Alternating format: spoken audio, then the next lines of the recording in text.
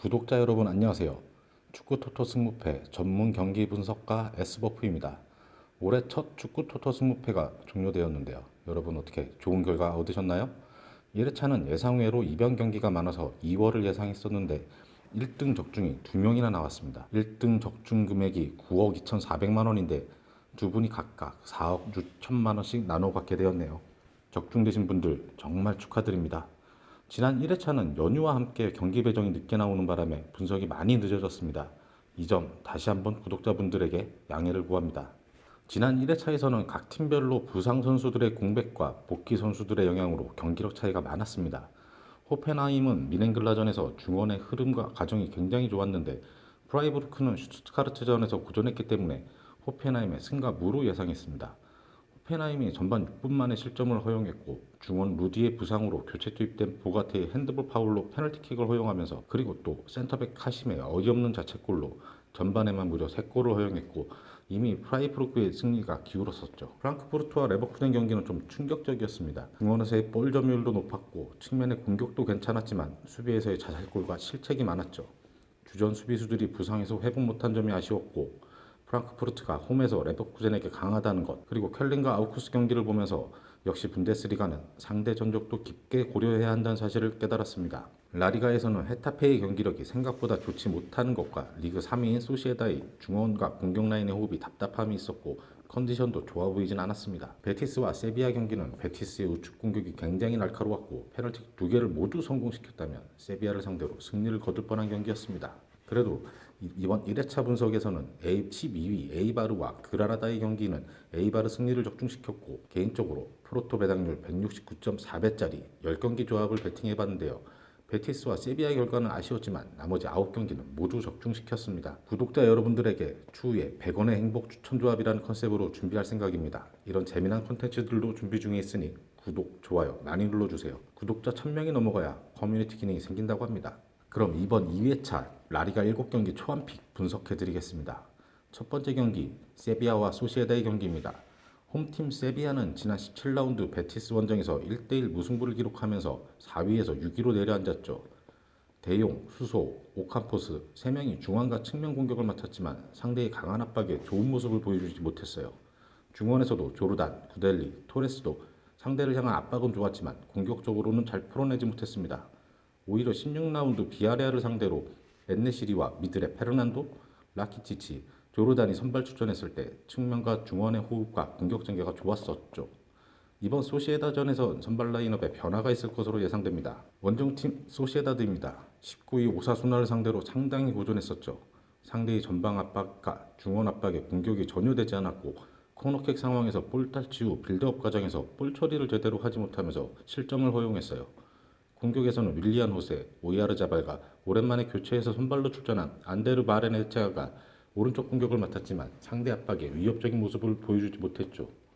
여전히 주요 공격과 수비수들은 부상이고 주벨디 알로르사는 지난 경기에서 센터백에서 우측 풀백으로 선발 출전했고 모디보 상냥이 대신 센터백으로 출전했습니다.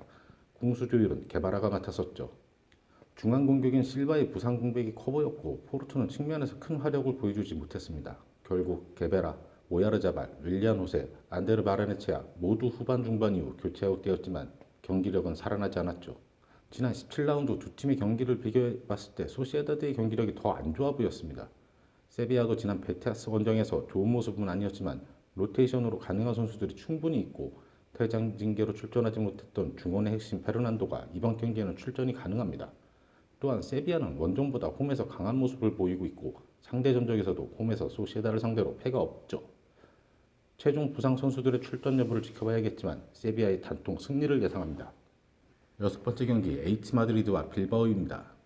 홈팀 에이티 마드리드는 지난 알라베스 원정에서 수아레즈와 요렌테의 도움과 골로 2대1로 승리했죠. 이날 승리로 4경기 연속 승리를 기록하고 있고 올 시즌 15경기에서 12승 2무 1패의 좋은 모습을 보여주고 있습니다. 최전방 투톱인 수아레즈 그리고 코레아 또는 페릭스의 조합이 위협적인 모습을 계속 만들어내고 있고 중원의 요란테, 코케, 르마로 이어지는 라인은 공수의 악면으로 흔들리지 않는 단단함이 있습니다. 현재 전력 누수가 없다는 점에서도 당분간은 상승세를 이어갈 것으로 보이죠. 공격에서 수아레즈가 라인 브레이커 역할을 충분히 잘해주고 있고 코레아는 빠른 스피드와 넓은 활동으로 공간을 만들어내고 있습니다. 페릭스는 문전 앞에서의 순간 침투와 골 결정력이 좋아 이선의 중원과 측면에서의 크로스를 잘 활용하고 있습니다. 다만 우측 트리피어스가 올 시즌 공수 양면에서 엄청난 활동량과 날카로운 크로스로 좋은 모습을 보였지만 징계로 당분간 출전이 어렵고 전형적인 박스 미들인 에레라가 부상으로 5경기째 출전을 못한다는 점은 아쉽습니다. 원정팀 빌바오는 지난 홈에서 엘체를 상대로 1대0 승리를 거두면서 리그 순위를 9위로 올라왔었습니다. 이전 16라운드 소시에다드전에서는 공격에 답답함을 보였지만 엘체전에서는 윌리엄스의 빠르고 힘이 있는 돌파가 돋보였고 최전방 가르시아와 섀도우 문나인의 공간 침투는 위협적이었죠. 최전방과 측면 공격이 가능한 바이아리브레는 후반 종료 직전에 윌리엄스가 교체로 출전해 부상에서 회복한 모습을 보여주었고 센터백 알바레즈는 부상으로 출전하지 못했습니다.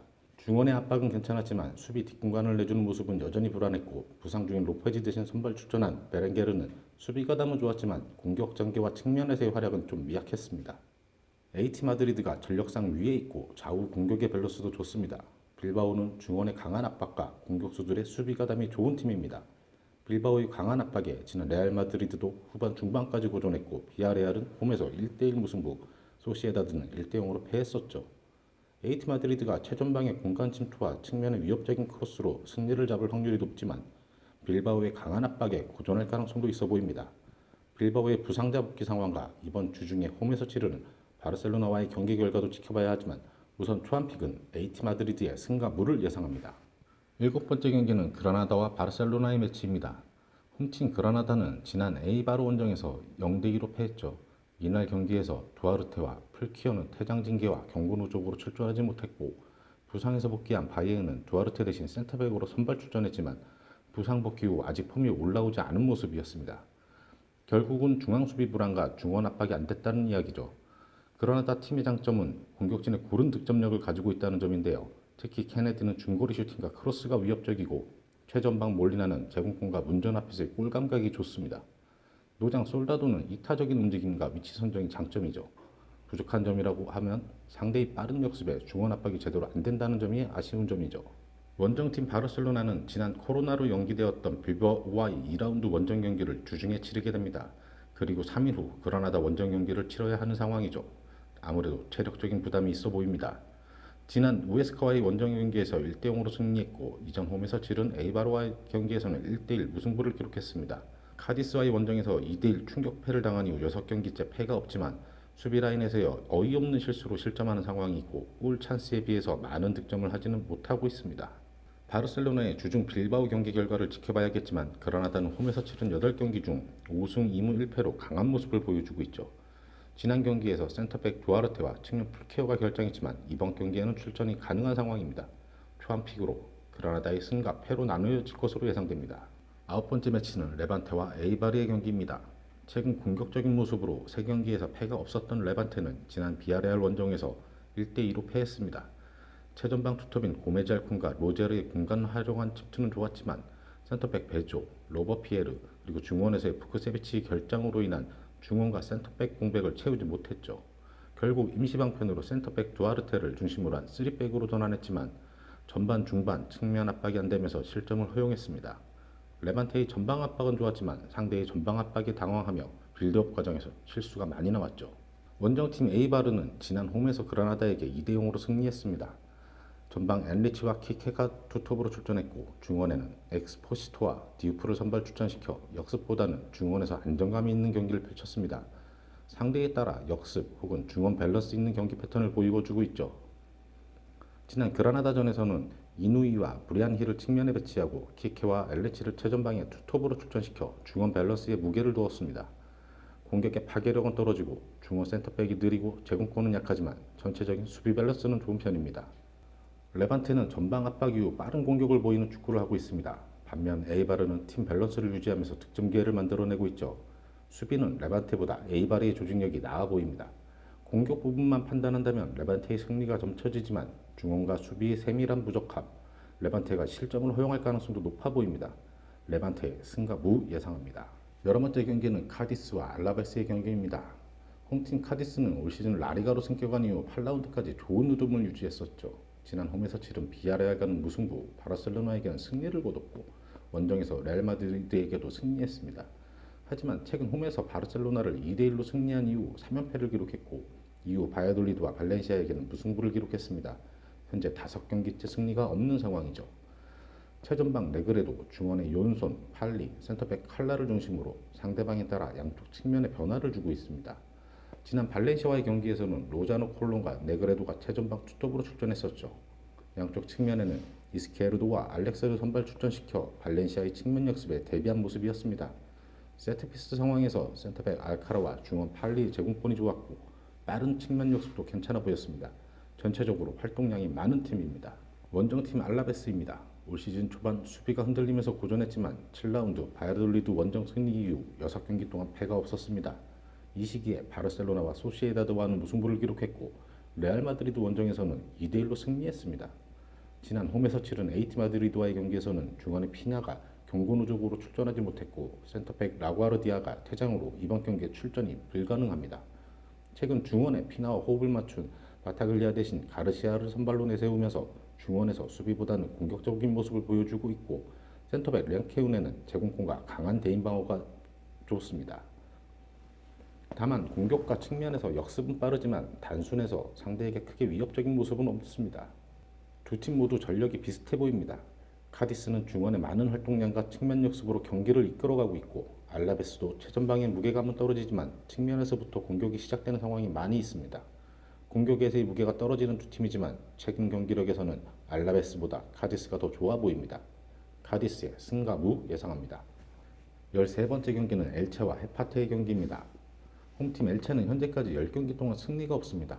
지난 빌바오 원정에서 0대1로 패했고 이전 레알 마드리드와 오사수나전에서 모두 무승부를 기록했죠.